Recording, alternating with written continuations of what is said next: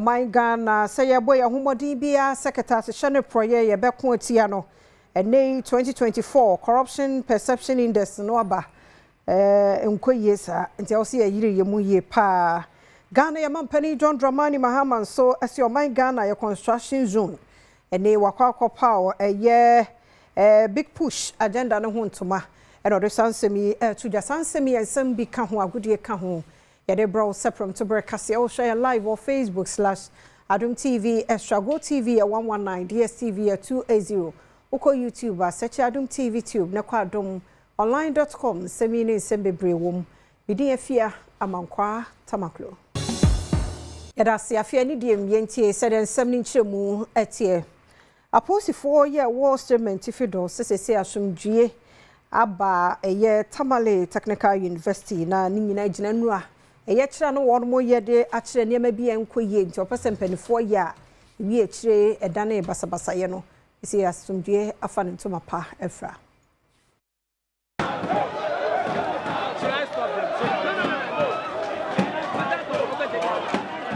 Etifido mantemo posifo ahwe amasomdue aba Tamale Technical University wobra adesuafo edemra hye wonsem eyo yekire ebenada eboboso mede to sudunsia posi adwuma ekuo no nkrata wode betu dwa wo kire wote se anopa bese no nkono adesuafo a aboabo ho ano akwakoduru ahanum abegyinagina administration block no animu a woyo yekire wote saa pe ena posi domo a ora Richard Lante odate edi wo mu anim ekọ wo so wakwa kwahwe se beye a basabasa ye bia enkoso ewo no ko hunu se adesuafo yi edija ato adesuafo yi ede eja ato ties ahodo anim ewo school no entrance a Tamasco kwan no eso a wo hye no enya wonko a police poster kopalsi no so ewo kwantempo no so no ewo nso wo hye bi ewo ho na bra adesuafo yi hu a posifo no o hyase se wo ye basabasa wo sesa amwa no wo totowo ye ma adesuafo miensa epraya posi adwumayefo nso miensa nso epraya wo mu nyina wa yaresa ya ejerehwe wanse isuku ajapade bia ene wanse posi adwumayeko no nso eniema posifo ekọ ho no ehwe ma asomdwe ebaaye a eni animu yi ade waja posifo ni bi ewo suku ni mpotemu sebeye a obehwe na basabasa ye bia ensi sankrate yi Lukman Niendo Al-Hassan Tifido mantemo posi adwumayeko no twetwefo enanesa ehyase Jamsnani de Ghana Bar Association ne fen wo Upper West mantam ne mo se enei won mu ni court kra ewo yesement Tifido hono na de wo hokra nso no ne tibia no kra no nye ba ku bi on hyase bepem sabre yenwe to no akosema to jampan formra emebo won Titirani a woda Ghana Bar Association nano ewo Etifido atoye mantemu eye lawyer Obiedu bin Sadiq ochwese se wo ba mantemu ne mu a court wo ho no tebie wom no enye kra wo kasa ewo ba conference etoso oha ene aduanan enkono ase ekoso ewo wa ene ochire mu se May I seize this opportunity to appeal to the government to prioritize the project and ensure its completion since it has already delayed. When the project is complete, we will request that one additional high court be opened in the regional capital to accommodate the increasing number of cases. En wechi Etifido atoye mantemu swafo lawyer Charles Luanga enso di tujwa sebeye anka emra ho adesua no wonfa sakraye emrem sebeye professional law courses a woye ene ho nsohwe no Ghana Bar Association betimi ate woni ahweni yie. The present centralized system, heavily concentrated in a few urban centers, place unfair burdens on aspiring lawyers from distant regions. For many of our brightest young men and women, the dream of joining this noble profession is not extinguished by lack of talent or dedication, but by the tyranny of distance, the burden of cost, and the scarcity of opportunities. Wonu nyina mu no Kane Attorney General Dr. Benjamin Kumbo asese wono ene yetise ne oda Governing Council eda SDD UBIDS no anu so ne Adom Kasee atwetwe nkomo a odi sansemi tujwa. This was a significant milestone because for the first time in the history of tertiary education in Ghana and almost 7 decades after independence, a university in northern Ghana conferred LLB degrees on deserving students. We are confident that by their training here, they will make it into the legal profession one day. We are calling on the Ghana Bar Association to create the enabling mentorship environment for their professional progression. Premtobre Kasee no so na my Ghana gina kono say ye beko tia Katase share ne proye no ye gina fi 2024 corruption perception index no aba say yenko hwe nanu na onimdefo bi aba bonten de tudwa kire mu say ebra no so say campaign yemu sika wo mo de bobo bontoa no e wo say ye ni kokon mo pa na ye hwe kwan ye befa so ni adada no sebe ya ebetumi aboa no so ka ho bi na ama ye kwa na yasaba begina no emu nsem eni Jumedia National Commission for Civic Education enya support efri GIZ ene woma womo fund EU eka woni hubom ye national dialogue butaya womo gina suni se empowering citizens and promoting accountability. Ojumedia National Executive Director Magana Integrity Initiative Mary Ada editudwa se hube hia pa se sika manyofo edidi womo ejuma no emu beda ho fine. The current law does not talk about that, but then we all know that people make t-shirts. Somebody could donate 1,000 t-shirts to the candidate, and the candidate doesn't account to anybody. People can give the candidate 100,000 because there is no ceiling, and also because the candidate is not required to account for. And so the political parties would account, but the candidate is not captured. So we want to see that. Deputy Chairman, in charge of General Services, our National Commission for Civic Education (NCC), Victor Brobe, and so editudwa. This is a country that has a fairly robust constitutional system and a fairly robust legal system to respond to issues of corruption. But I think the issues are somewhat deeper than that. The issues are in a way cultural, they are societal. We are in a situation now where the social punishment for engaging in corrupt acts is not as serious as it was in previous times. Former Dean Noneda University of Ghana Business School Anon and Sudin Semsi Tuja. The issue of corruption is quite widespread, and I said that we are actually getting worse at such a fast speed. And I should say that this conversation is no longer a conversation of government officials or even public servants. Ghanaians, every Ghanaian is no longer a victim per se. We all have become active participants in this corruption enterprise. Ghana Mampani John Dramani Mahama say Oman Ghana a construction zone. Na ni nyina no ejina sa kwan bi wo ho no mo a yentumi enya nto ho biem ti ode a share big push agenda no eso eni wakwa akopa wo ho entoma wo atimpoku eye asikuma ma wakopa ho entoma ene nam so modern sevi etudwa say Jumedi aban efreno big push no wo hyase wo framante mu a wo hwe kwan se kwan asese wo honum nyina obetimi aye saa kwan yi ebi watempoku asikuma anyirase odenu ene aflawo ekwan no so wo hwe se saa miamia nyina obetimi ayi kwan no eyi na den sakraye aba kuaye edwadie ni akwansra emu ampanyine ekire se the whole of Ghana is going to become a construction site, so bear with the contractors. When you are driving, there will be some inconvenience because the road work will be going on. But know that we are suffering to gain. So let's bear the inconvenience. If the contractors put signs that we must follow, let's not get irritated. Let's follow the signs that the contractors have given. We akwanya kese a Jumedi eba be yi eto nchen a ampanyine ekyerechire akwanya wodo a saa big push so ebeye. Let me just conclude with some of the roads that we have captured for Volta region. And as we said, Aveji Metrikasa Road, Atiavi Road, rehabilitation of Asikumash Junction and Yerawasi, reconstruction of Yerawasi, Ho Titrino, to Ho Guinness Depot, to Ho Airport Second Gate, rehabilitation of Ho Petoi Afia Deniba, including Zero Pay Town roads. wɔhwɛ kwan sɛ ɔbɛte Big Push Secretariat ɛwɔ mampanyini atenaeɛ wɔahwɛ adandan dwumadi a ɛhyɛ Big Push no ase afei nso asɔyi ɛbɛhwɛ sɛ sika a wɔde ɛhyɛ saa dwumadi mu no ne nyinaa awie mmerɛ a mampanyini ahyɛ no pɛpɛɛpɛ. So they will visit the projects regularly from time to time at every stage to see the status of the project. They will take pictures, they will take videos.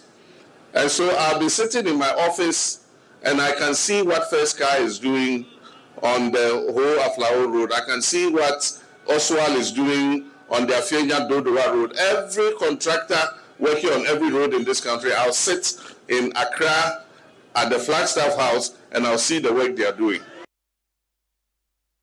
Asitifi North, Womra Shebejani wa Mantemo, Dr. Ebenezer Kwekuado, and Wafriasia, Quine Bia, and Yano, Wafriasia, ya wo CSA, Sabaya 24 first one, Bako Abajojo.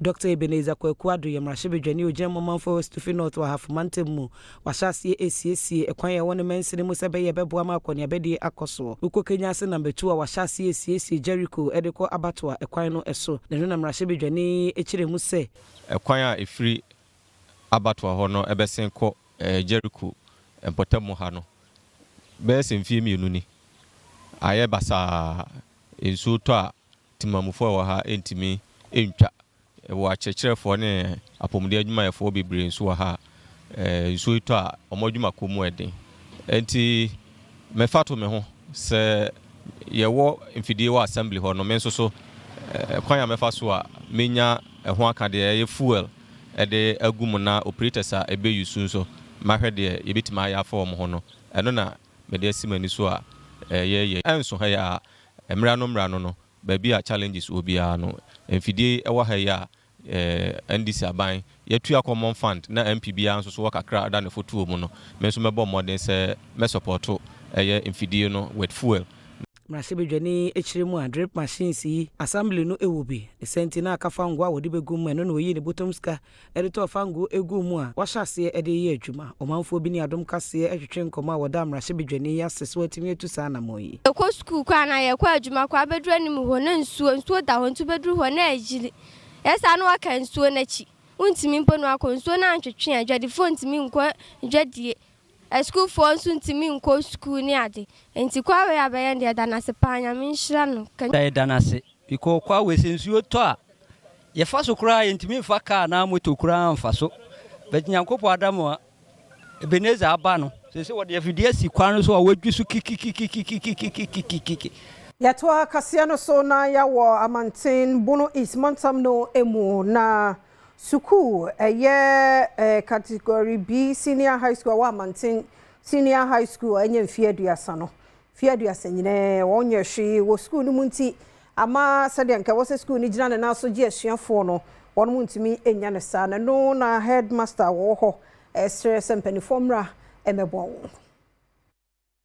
Abramantin Senior High School wedi ni mfinshi aduasa ye suku panyini Geoffrey J ene Adom Kasee etwetwe enkombo ene wo kyerɛkyerɛ wo ha wo suku no ehia ene de aban eye ebo a ebebo anso ama adesua na adekyerɛ akoso twemu Mantin Senior High School se wo ba won dormitories no esa ama adesuafo aba pe so classrooms adesuafo betena se esua de nso a eno nso no afei nkonwa wo betena so dining hall ni nyina akoye bibi ho adesuafo ne kura bi enimpa woda so yeyi emma suku no mutena enye wonde sa how ibi ne say bebi a mofa no edidi abrofo kasa me friend dining hall omu ni bi kura enuase na omotena edidi na nkonwa pokura metena so pokura no omu ni bi ohonom nipa woto nsa friend se wo mra meka se wodwumedi na se eyo so afọ hwengumesu yansam so haru na idristo nenso bono epoye mantemu so afọ Francis Owusu antwi enekusi na nan odi to suku mpanimfo anim se the honorable member of parliament, the honorable MCE, we are giving you assurance that all the requests will get to the table of the Minister for Education. Distinguished guests, the government research agenda seeks to consolidate the remarkable gains made in education, ensuring that every Ghanaian child has access to quality teaching, learning, and right environment drive. Oni nyina mu no Mrashebejani ogina mo manfo wa table Mantin Sanja Nanja enso e de sansemi etutwa I back this with evidence. I think the girls' dormitory was almost abandoned. It is the time of NDC we completed it. Today, I'm happy to announce to you that the NDC government say we are going to end double track system. Penny now we Pro Vice Chancellor wa University of Cape Coast. Professor George K.T. Odro na ene nananom Ghana ne ankrankro bia wose nyina yemfe ehunyim na yenkuntia galamsey ya ekosomem. For Bekaya, Adom Kasee bo amane se wo komensini bese edumu ewo mfimfim mantemu asese nsu ho akwatwe ni nyina ene se kwambone nipa binu fa so twefo magudie asese esua yensu ya etereko agona kwanyako waterworks no emu. Professor George Odro awoye kane UCC Pro Vice Chancellor ede atudwa sese wo man na nhwe yie na galamsey yi penimfo anhwe anso ano a ede o man ne bekwa nwunyehie mu na saniama no se adasa yetumi hwe ni yi a ene eboa yen ema yema nso etumpon ebi ni yasase a sese yasa no kura na omsa aguna man galamsey yenye bi minye hu bi se ye bi na galamsey di yenye bi nanso esign sikanibri a ebinom edi esi wani so ma won sei yasase na esensu onti ene aguna man so yenso ye den ye bre ewonsu ho enwachi aguna konya akohene Dr. Nanampem da akoto sunum enso to adisuafo fo se wo ma wani enku adisua ho ompre da papa ema wo ho fa sa akonya ne so epa ampem da akọ educational fund ehun ntoma se be ye betimi abo adisuafo a woni made na enso sika ni fie no wetimi ato adisua eso mofo aba no ebi padisua obi so ha nyame boni ti odisua de nembo onya abuafo a obepin no ma obakore nim tinabi be nikuta 5,000 Ghana cedi kan 50 million ebeye or therefore ampim dako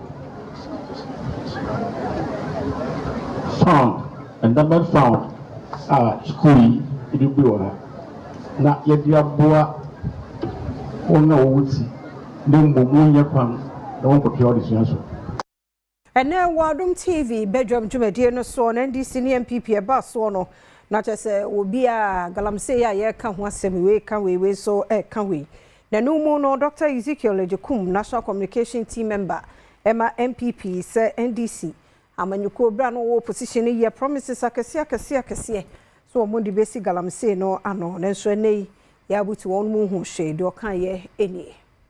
The NDC is clueless and they don't have any plan to solve galamsey.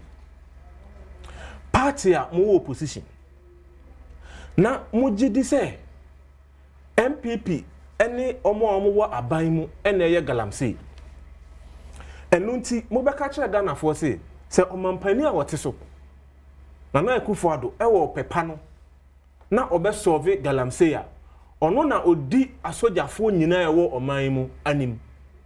He was the commander-in-chief of the Ghana Armed Forces.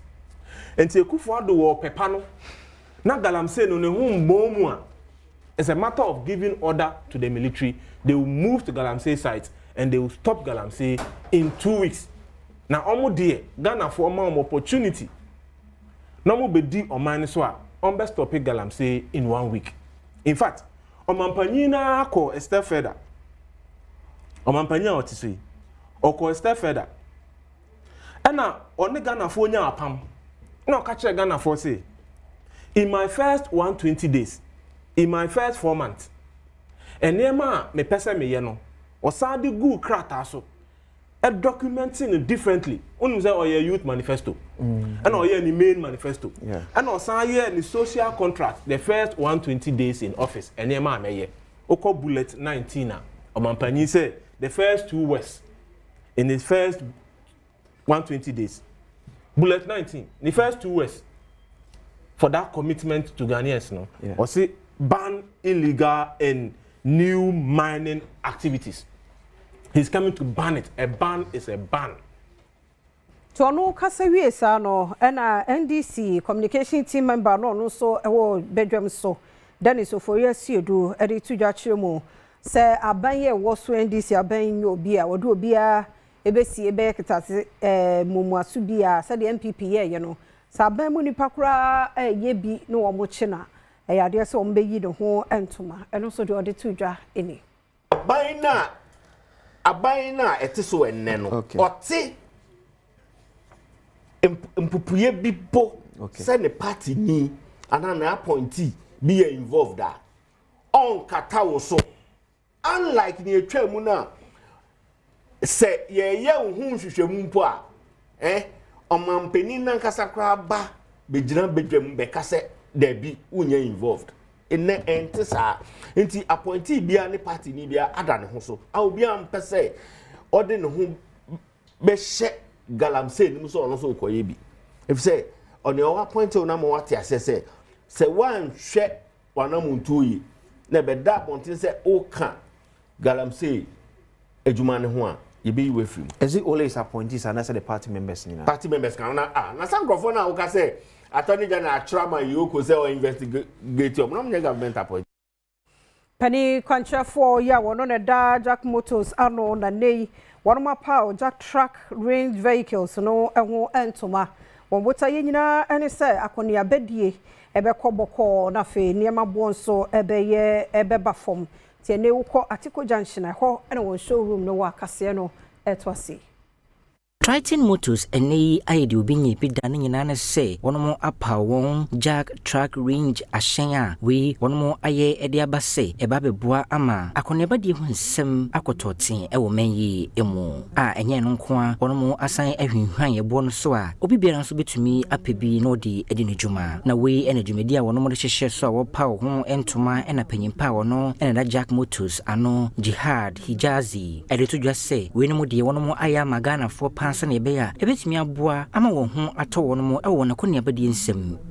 launching the Jack commercial range. That includes the light commercial range, the medium commercial range, and the heavy duty commercial range. So we are essentially catering to the whole markets here today through the Jack products. What makes it special for our market here in Ghana is that you are getting more or less the best of the best in terms of commercial for high value. Okay, when I say high value, I don't want to use the word cheap because they are not cheap, but they are high value. What you are getting for what you are buying is way more than what you are paying. Okay, if we are talking about price, it's pretty much most competitive in the market, but this is up to discussion. So we have to be close to our customers. We are obliged to do our best to get as close as possible to the customer.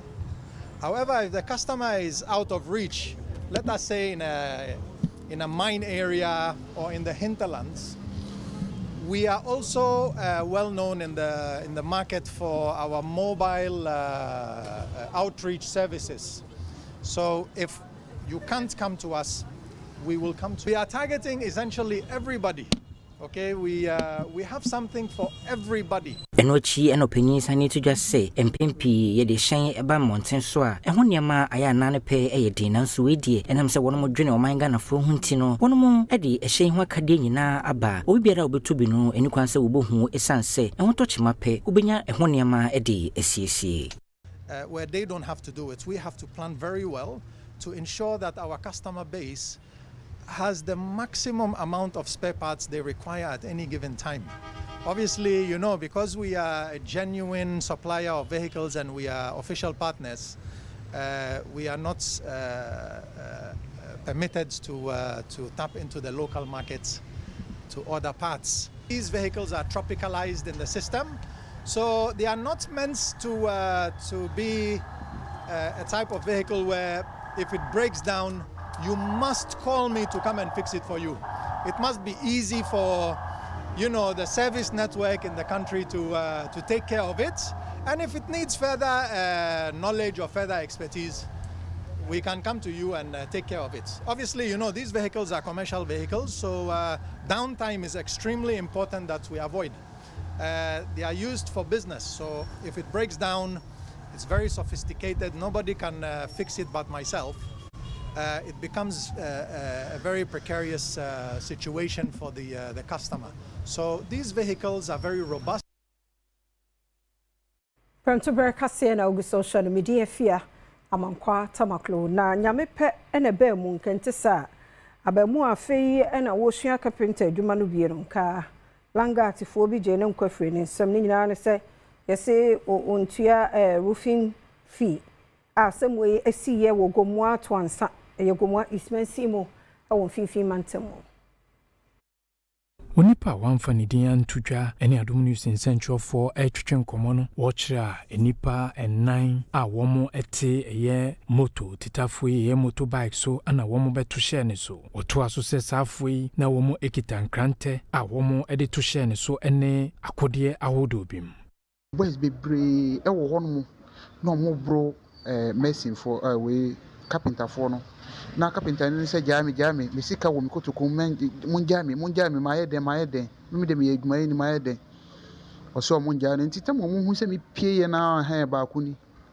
abeku no to okura koma na ye de dwa na ntwe no nti o to ye se no me kotu ye na koma no e be bo machi nti e bo machi no mansa hu hwi bi ma no ane se mabutu bi butu ya afede dia meti ewo omo homo se mo man twetwa ne ntwa ne tine fa nkokire master ana o kasa asem na honoma na esa ese ahone bi me keka me ho sa omo betimi afiwo honoma na me omo akumio nti som yenuan mu bi mbinum gina honomo omo ko nti temo mo hu se me no ana me se ba kono se obi tietie mo honoma na omudi American tente ana omudi betu motus ana omokoe Osansem ya hono omankrado a wo fete kakraba na yawo kudu menu ede ato Inspector General of Police IGP nim se wonhwe se obema nani akoye langas fo a womo ekuti omanfo ewosa empatemu ho there's some company of the check aswa langar activity no ontu aseman na Christian Tete no IGP Interior Minister mo tantan na maso tiro woni giga na besi echi ina nu bane ye echi robbing case na langa asuto egun profo kaso a de make e chekra mbatin atimeka because some trauma president ankasa de kwato we tibika docket kwatoni general na kaka ho the start general so kese che okododo e kasa obi wa sorry fie bom paye pa srewrade so won chede ba obi so wa yare sabia ye de ne ma hihye mu se be yo no so be fefu nanso obi de nyame adom ne bia ma watimi anyense abosome nkono awo akra na koja no akoto ball mu a chese eni obi na etwam atu ne nwura gu oti akra su a enkohwe de ekoso ho. You can hear the cry but we don't see. Like if they get struggle bro those things the waste is the waste is it's not full. The waste bin is not full.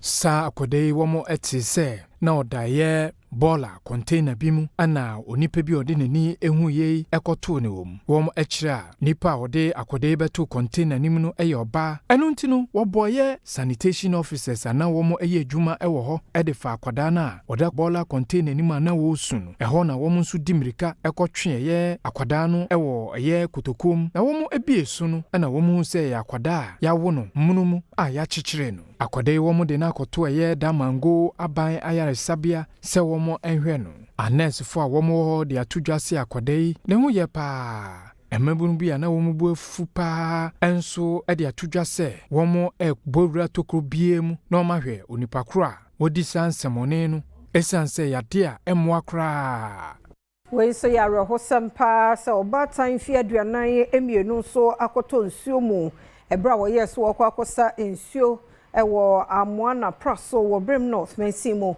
ewo poye mantamo Grace Amenua edimfie aduanan mienu oye batan ya wokura emamu nwotwe ahire ne nkwabra na okosensuo ewo ebura bi mu asese wato mu Adom Kasee ene ne akua boat medwetwe nkomo na odi tu dwase nra me ho na me ba edi sun be ka kire me se ne maame ekwa akɔsɛ nsuo na wɔkɔ no ka so ɔnhwɛ ne ba ketewa ne ma no ɔkɔsɛ abasisi a akwadaa no nso tena hɔ a sɛ ne maame bɛba wa ama na akwadaa no tii so ekɔ nsuo mu hɔ ampa wɔkɔɛ na ne maame mpaboa baako de nsuo mu ade a wɔde kɔsaa no nesi nkonkɔn so nsuo no kora anya ade a wɔsaayɛ enti akwadaa no de su ɛbɛfrɛ obi ofie sɛ ne maame akɔtɔ nsuo mu nim sɛ bi a yare no na aba ma sɛ ɔyare twere yɛ de ne suspect sɛ bi a yare no na aba ma na n'ani su aduru na ma na tɔ nsuo nsuo no yɛde nya ya de nsuo no so ɔmo de ne kɔ mɔkye nwura no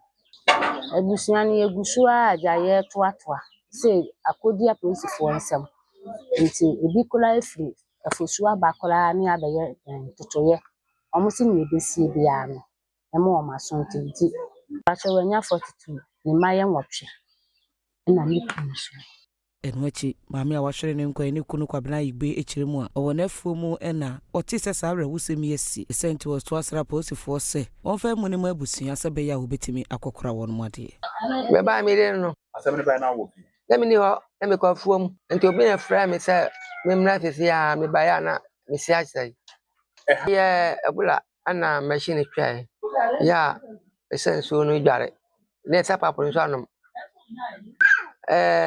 omo na agira mo so ti polisifoɔ no omo gya mu a na omo so de ato minim na kwan abefa so no nya fa so na bibi akɔtɔ yi kama sɛ be ya ahobia ema Premtobre Kasee na ogu social ne yenkomra de ohodo so ye ba ye beto so ya mokɔ ba ye da se omre ne wadaje a wodi amaye ye to Premtobre Kasee no so na yakɔ asante na asante hima dot ye de to so emiensa no me ka say National House of Chiefs, Regional House of Chiefs, ministers, diplomatic corps ne parliamentarians, MCs ne DCs and general public and so ko kan tu fo ho na fe won mo exam no yenko homra enene de to so miensa ya wote kokoso asante hene wotumfo se tutu ababio eti adwamu a asante hima na nakonadu yi Adom to so miensa Adom pemu a wotwa atwo wo hye kwan se nananom atrankonwa wo mantema hoduo mu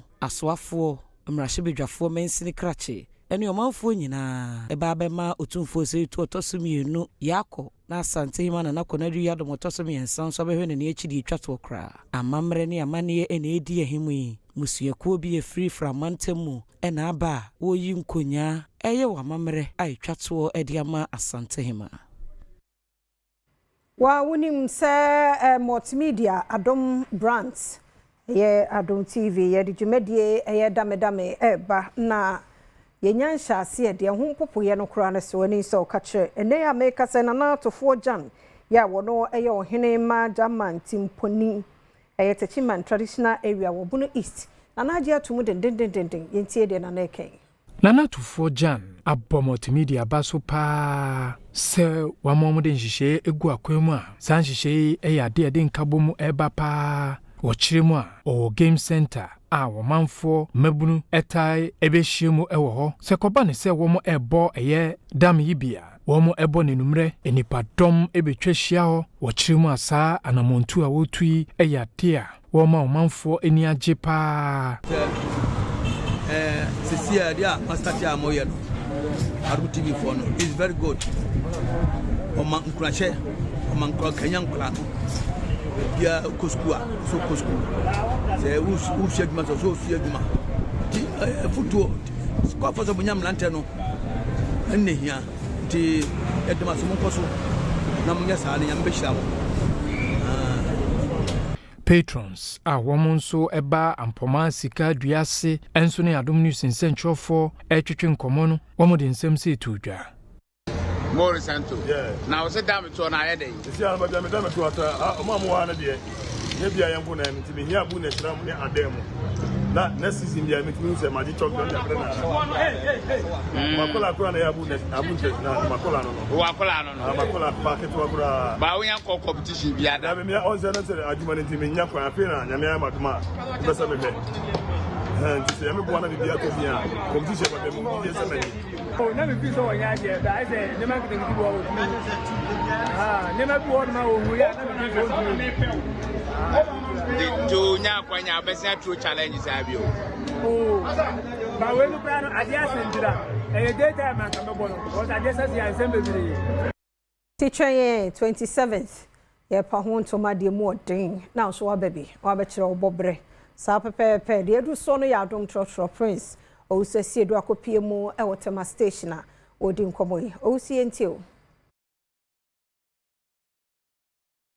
O ene twegum life ene ye de Trotro no abepie mu e wo tema station ye ne edwedifu e wa ha edi nkomo e de afa galamsey a esese oman no enya pade nsuo ene niema wodo bebre ne okopie mu okonyako ene mpatemu awodo a wo mu ni nsuo ye hwese aban otisu yi ekwan a wafa so etu galamsey ase no omanfo eje ne sen. Oh, midide Michael Oten e kasaka krafa galamsey a aba oman mu NDC eba ehye bo se oba within a few 6 months per obetu galamsey ase so ye hwe Africa na omashim kina koso mpenifo e wan nisi omhihye nisi mu ekwa na ye nkese o man mu evidence yehudi ekosu nyina ye hwebwebwebwe hudi ekosu nyina nisi fo ne kwa na dim kina se omo ye galamsey no ye boys a ton ade nyina bebile kwa site aba isi ne kwa na ne omo ton ade o ha se omo kwa omo ye galamsey ade omo betu ase na Africa na bebile di omo wule bi yutu di omo wule ma enye mo man no ese yensuo ni omo se no adan oman ne ye to abama mo se mo man ni ye na afia den na se galamsey ni kwa de ma dimu yini ene kwa tiam kwa to abama mi bituma MPP ba galamsey no kan no ena ma mi gidie e ma mi organize youth no so mo ko to aba na yes sa ban na galamsey na se yensuo ye nkurase mo nya nsuo kwa na manom adan omo me ni omfa ni nsi form na adi na bo se no share no onye ni ye e ma yen isa NDC mo ge mo share bo se mbe tu galamsey ase so ene boys no kula no mo na akoye galamsey adan brantin so eni nkomo na onu so nche ma oba ni mo bra fani say o bra oba ni wi ana wa o so de na okay galamsey ni de no kura ni nyamie ni mi say o man no sabi o say nuane kura ye di kura so de wani atofo ma wo say nuane na sen te say bode fertilizer nko a na say me to bode bode na abrio yesi ye hye na do so bode utum se bode na nyini so bedwa no ahoode no kura wom no ente se tete bode no enuane a ye di nya bayere nye banche kura nye feta yi me chemicals no mo de huru galamsey nsuo ayi no say ye nuane even kwa mate say say even kwa na se no bi wo kwa be wo na akola no oyale wo be wo akola na ne nsa ba ayi na ne nsa ni ho na so ni ho galamsey na o say aban no ade ni nan si fom na mpanyimfo na eta kire no hemfo no because sabi obi free China no oba ga na onim se akura bi hye ba bi o kwotu galamsey hemfo ne mpanyimfo no omu besi omu so no omu di omu kɔ no ɛna omu nim kɔ omu fa so a omu be ya galamsey na so ya bebra no bebra ase enti ga na aban ne fa ni nan si fom mahama ye wogidie ni wonimu se galamsey no betimi atu ase enti on fa ni nan si fom on fa ni nan isi fom na one pipi fom payifo bi wo ha ne anim se no omu tata galamsey na chi ba ndi si abaye wogidie wo mumu enti mahama ta ne oka no no on fa ni nan isi fom na galamsey no omu ntu ase.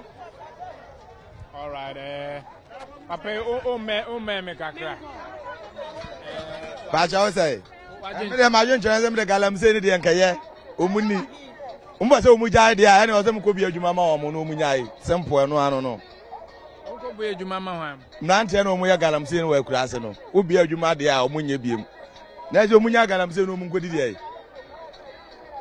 master galamsey ni de me de ka me kwa de a me mu ba bi omu di ni kura ga me ko obi. All right, unso adwenche. Ma adwenche ni se galamsey enye. Galamsey say yensuo nyina first ukọ wa kurase a ubedu no utimi sansuo enum utimi yese nda ubedru wanom no. Yankomra na ye ba. Premtobre Kasee do body etwaso. Bano ya. Well, abusuan twam gina ya me ko anim live on Adom TV Premtobre Kasee mena so se de ebrewo na wie me bo kwiki na makomanim sense mreni ho madasani na me patcho yenu Thomas Party na wa court me ma update special Kwasi Peter me mo hu de course or party court and the party wura court na was smale kakra because the lawyer catch so yin nanim pe e be ka se bebu case na go so to wura no smale and na wa boy da bi kochi wo pre say na unti uzi kwachi nya da dia eti mpacho gina no ma me kwachi ne ko gina no ma me eti wo court no na se kwan bia so na wa ha me kata dia se mo pia so yi na che se kwan bia so no ni zip da ha o be bi ni zip no agem frama kakra e no agbo no court no awe ne foot ati say no ya se Thomas Tay party ya man e bill ne dia man no e ma me ensa se aka ekeka mo nsam no ontimi mfre obia otu kwan so e se ogbo kire ogbo kire na o kire se me kwa na se me kwa ye se otu kwan rough case near to the next year November. Yeah, time womb. Next year November, the time womb. It's Thomas Tay party. Nenra, borrow boy, very of one Tottenham for the fans new group party no. Was it Sisi Modi? Atopahine. Hey! Abro form of frap atopahine. Patromindua. Stete. And yasam ketwa atopahine. And you know, Baby, not honor, or it was a pateni my basa. He was so. To one starting game later, I didn't burn. All bomb can and cook the night, Nikutuji, also. Godomu grew too much. Go to Crockett to Moon Sempi. Just one at upon a copan Sembi Bray. Aba. See, because the Patasam let you court. The European Biana, they say next year, they said with my board, no, be only a qualified crack or World Cup, there be at Macui. Oh, aha. Imagine us to my German, my sister, Fiamma, Quatamacru, and I will Mr. Nimikushan and one court, we are a Pecushan Macuba Quamana or Newanatiaco. Bidini Kidwan and Kasee Kasee the body. Any day, Munsemo, any now Jumtini, Jackie, na a nay, or Belmunche, dear, National Sentinel at Jibebia or name on boats, any dinkum way. Are you still single? I am still single. Hey. Very, very single. And then boys most that they are afraid to come in and I propose I was not gonna warn it. And I'm gonna shut down your serious signs and may try your mom. Is about to check. Is it? It's about to check even though be a serious. I said obeying your serious obey. Yeah, to say oh class now when you're serious, I would teach a bit who say when you're serious. And you say you can't cast a big breed. Who say, boy, when you're serious, may waste my time. Okay. Yeah, and I'm not ready to waste my time on anyone. Yeah. So you're trying to be on the serious. Serious one about me because I may feel. Okay. But I say, baby, your treatment and very, very much. Very. Oh yeah, I'm sister me at 12. I'm a 12-year-old girl. Into me pampering, and I love and you know.